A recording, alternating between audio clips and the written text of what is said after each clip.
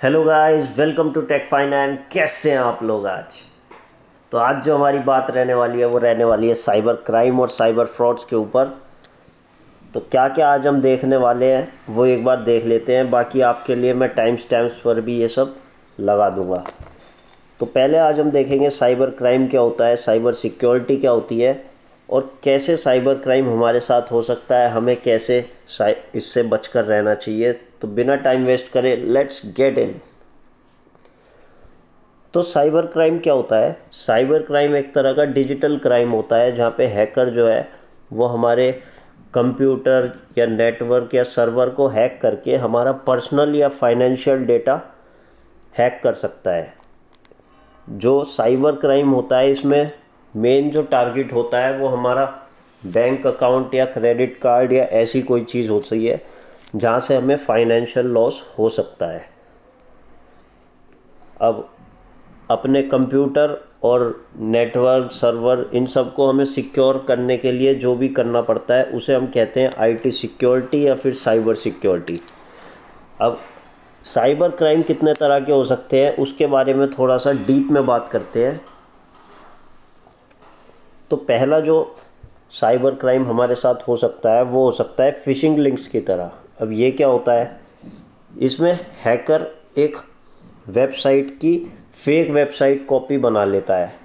मानिए कि कोई बैंक की साइट है और आपको बैंक की साइट पे लॉगिन करना है और गलती से आपने उस वेबसाइट पर लॉगिन कर लिया जो कि हैकर ने बनाई थी। अब दिखने में वो उस बैंक की वेबसाइट की तरह ही होगी, लेकिन उसमें जैसे ही आप अपना यूज़र आईडी और पासवर्ड डालोगे तो बैंक की साइट पे लॉगिन होने के बजाय आप उस साइट में लॉगिन हो जाओगे और आपका यूज़र आईडी पासवर्ड हैकर के पास चला जाएगा, जिससे आपको फाइनेंशियल लॉस हो सकता है। दूसरे तरह का एटीएम कार्ड स्कैम। इसमें क्या हो सकता है? जो एटीएम कार्ड में हम ट्रांजैक्शन करते हैं तो उसमें जहाँ पर पिन डालते हैं वहाँ पर हैकर एक छोटा कैमरा इंस्टॉल कर देते हैं जहाँ पर वो हमारा पिन देख सकते हैं। और सिम स्वैपिंग में आजकल बहुत मैसेज आ रहे हैं कि अपने सिम कार्ड को 5G में फ्री में अपग्रेड करवाइए। तो इस सब से भी हमें बचकर रहना है। कोई भी यूज़लेस क्यूआर कोड को हमें स्कैन नहीं करना है। और सोशल मीडिया इम्पर्सनेशन आजकल एक ट्रेंड में है जो साइबर क्राइम हो रहा है। इसमें कोई अनोनिमस बंदा हमसे ऐसी ही चैटिंग शुरू कर देता है और फिर पैसे वैसे हमसे मांग सकता है। तो हमें देख लेना है कि सामने वाला बंदा कौन है, क्या है, और इस सब से हमें बचकर रहना पड़ेगा। अब जूस जैकिंग की अगर हम बात करते हैं तो जूस जैकिंग में क्या होता है? अगर हम किसी पब्लिक प्लेस जैसे कि रेलवे स्टेशंस या एयरपोर्ट्स हो गए तो वहाँ पर चार्जिंग के लिए सॉकेट्स नहीं होते, तो जो है डायरेक्ट यूएसबी प्लग्स होते हैं। तो लोग वहाँ पर डायरेक्ट यूएसबी प्लग लगाते हैं और डेटा केबल से अपने डिवाइस को चार्ज करते हैं। पर यह गलती हमें कभी भी नहीं करनी है, क्योंकि उसमें हमारा डेटा ट्रांसफ़र हो सकता है। क्योंकि हमें नहीं पता जो हमारे फ़ोन जिस जहाँ से चार्ज हो रहा है उसे पावर कहाँ से मिल रही है।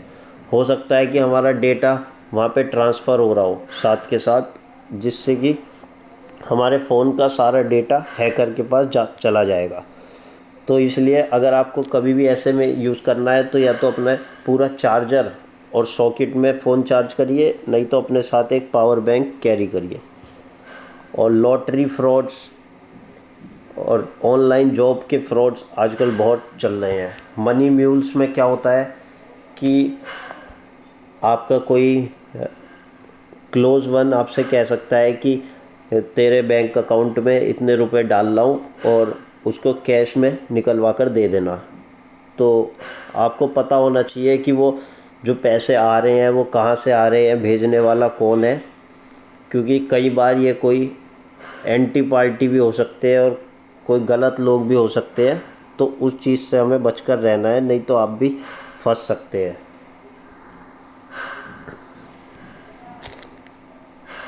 और कुछ ऐप्स होती है जो हमें लोन प्रोवाइड करती है बिना किसी प्रॉपर डॉक्यूमेंट और समथिंग।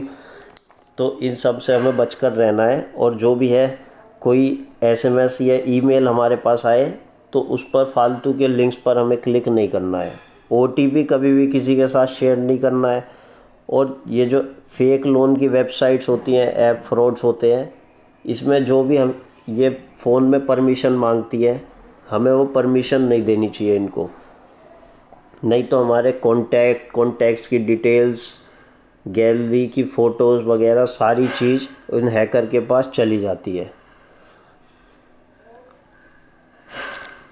अब अगर हमारे साथ कोई साइबर फ्रॉड या साइबर क्राइम हो गया है तो हमें क्या करना चाहिए? सबसे पहले तो हमें फ्रॉड ट्रांजैक्शन के बारे में बैंक को रिपोर्ट करना चाहिए। और सेकेंडली हमें ऑनलाइन कंप्लेन रजिस्टर कर देनी चाहिए cybercrime.gov.in के ऊपर। अब साइबर क्राइम से हम कैसे बच सकते हैं, उसके थोड़े से पॉइंट्स हैं। बाकी इन डिटेल अगर आपको जानना है तो मैं एक पीडीएफ वीडियो के डिस्क्रिप्शन में डाल दूंगा जो आरबीआई से आई है, और उसे पढ़कर आप सारी चीज़ इन डेप्थ देख पाएंगे, समझ पाएंगे, सीख पाएंगे। तो पहली चीज़ तो हमें जो पासवर्ड्स होते हैं वो 10 कैरेक्टर से तो प्लस ही रखने चाहिए ताकि उसे हैक आसानी से ना किया जा सके। और अपने फ़ोन्स, लैपटॉप, नेटवर्क के सॉफ्टवेयर को हमें रेगुलरली अपडेट करते रहना चाहिए। एंटीवायरस यूज़ करना चाहिए। और जो ईमेल होती है उसमें कोई भी अननोन सेंडर से अगर अटैचमेंट्स या लिंक्स आए तो उस पर हमें ऐसे ही क्लिक नहीं करना चाहिए। पब्लिक एरियाज़ में हमें पब्लिक वाईफाई का यूज़ नहीं करना चाहिए। और जो कार्ड के पीछे सीवीवी होता है या एसएमएस पे ओटीपी आता है या एटीएम पिन होता है, ये सब कॉन्फिडेंशियल चीज़ आपको किसी के साथ भी शेयर नहीं करनी चाहिए। एक और चीज़ आप याद रखिए, अगर कोई आपको कह रहा है कि आपके अकाउंट में पैसे आ रहे हैं तो आपको यूपीआई पिन डालने की कोई ज़रूरत नहीं है, क्योंकि यूपीआई पिन डालने का मतलब है कि पैसे आ नहीं रहे, पैसे जा रहे हैं, आपके साथ फ्रॉड हो रहा है मतलब। और जूस जैकिंग की जैसे बात करी थी, तो पब्लिक पोर्ट्स पे अपने डिवाइस को चार्ज मत करिए। और जहाँ भी आपको ऑप्शन मिले 2 फैक्टर ऑथेंटिकेशन का, उसे ज़रूर इनेबल करिए। उसमें होता क्या है, जब भी आपको आईडी पासवर्ड डालोगे तो आईडी पासवर्ड डालने के बाद आपको एक ओटीपी भी डालना पड़ेगा जो आपके डायरेक्ट फ़ोन पर आएगा। तो अगर आपकी आईडी पासवर्ड हैक हो भी गई तो भी ओटीपी से आपको पता चल जाएगा कि हाँ, मेरा अकाउंट शायद हैक हो गया है। तो आप आईडी पासवर्ड अपना चेंज कर सकते हैं, रीजनरेट कर सकते हैं। बाकी साइबर कैफ़े वगैरह से कोई फाइनेंशियल ट्रांजैक्शन मत करिए, कोई कॉन्फिडेंशियल डिटेल वहाँ पर स्टोर मत करिए ब्राउज़र में। बाकी आज के लिए इतना ही। Thank you so much. जय हिंद।